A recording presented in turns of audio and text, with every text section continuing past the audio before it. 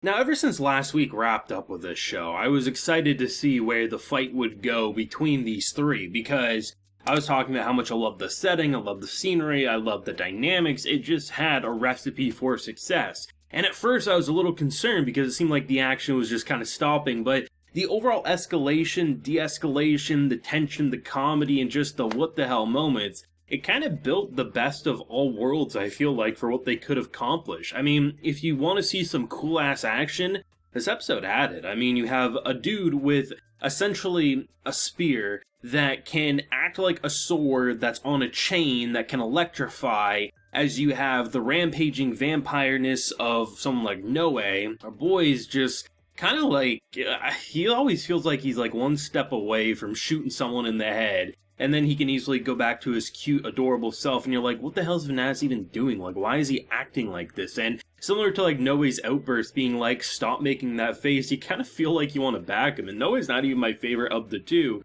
but I tend to agree with Noe far more, because, like, the way he looks at people, or the way he says things, just kind of rubs me the wrong way. Like, goddamn, you gonna stab a bitch? Like, what's going on here? To get the clarification, I'm glad they didn't beat around the bush here. I mean, they actually dropped the information why he knows so much. The fact that he was there, he was essentially being trained by these, like, very prestigious and skilled group before then being experimented on by this lunatic-looking doctor who, I mean, the end of the episode has me raising a few eyebrows, more so than I even have, because the idea that this is clearly someone he wants to kill, or at least that kind of felt like what we were building up to, but then he has, like, that cute reaction towards him. Is that just because he knows how to manipulate him, because he's clearly, a few screws loose in the head? Like, maybe that's the direction? I don't know. But I mean, of all the ways to end the fight with, I believe his name was Roland, I wasn't expecting Noe to be able to, like, smack some sense and then say, hey, let's actually have a chat. But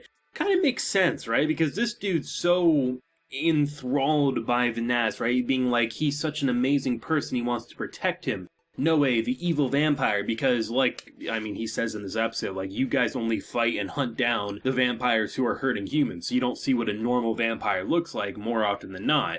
So the fact that they kind of just, like, ended up on the wrong, foot at the start, they just immediately attacked them, so then there's no chance to recover, no chance to tell your side of the story, which is what makes that kind of humorous at the end when he's like, why didn't you just tell me that you didn't actually kill anyone? And it's like, seriously, like, you literally attacked us first. How the hell were we supposed to do that, right? But you leave it to the show to find numerous ways to twist what you want to see. Like, for myself, I wanted to see some absolute chaos in that room. There's pillars, you have rocks that can crumble, a cool-ass weapon, some cool-ass characters, and they did deliver on that. But then they also gave me that comedy. They gave me that, like, plot twist, or at least character twist and information on someone who apparently was raised by these people, or at least was going to be, and then some form of human experimentation. The hunt's on with them trying to track them down, and to have a moment which easily could have been like, hey, we have one of your own kidnapped here, we'll slit their throat if you don't give us what you want, ended in Noe doing it to his partner, saying, I will kill him if you don't give us what you want.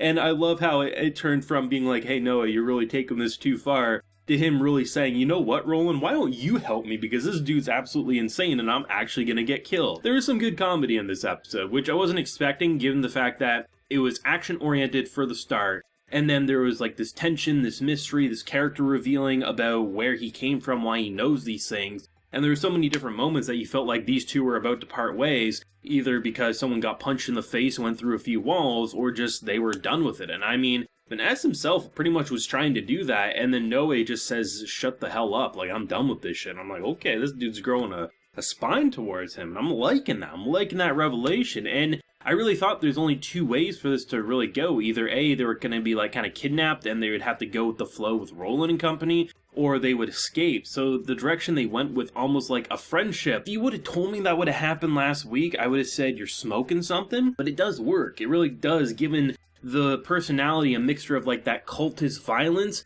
but then just super happy-go-lucky fun time. Like, really, this dude kind of feels like a big kid, right? He's a big kid with a dangerous-ass weapon, but as long as he can get on his good side, he's probably going to be a great bodyguard, right? So it's kind of interesting, I have to say. I think the biggest questions is, like, with 3 episodes left to go in Core 1, what do we do? Because next week is clearly focused on the Doctor, but if we're not killing him, if we're not fighting him, like, do we need the research? Do we need, like, whatever he's been observing? Because they had no idea that the doctor that they pretty much exiled was working under their nose, so what is the purpose? Like, seriously, if we really compare, I'd say, the last 3 weeks of this show, from Ruthven to then the doctor angle, like, I mean, in most cases, I would say each of those could have been like 6 episodes worth of content had they not branched off and went into yet again another territory. It almost feels like it's gonna be next to impossible to figure out how this core is gonna wrap up, because we know 2 cores are in production,